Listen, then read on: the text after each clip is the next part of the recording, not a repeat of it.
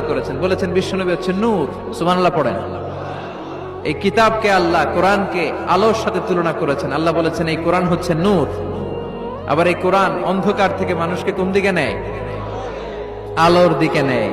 আলিফ লাম রা কিতাবুন আনজালনাহু ইলাইকা লিতুখরিজান নাসা মিনাজ যুলুমাতি ইলান।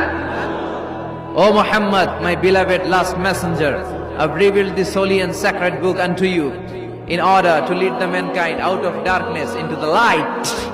Light! কোরআন হচ্ছে একটা লাইট। আবার বিশ্বনবী বলছেন, আল্লাহ আপনি আমার ডানে নূর দেন,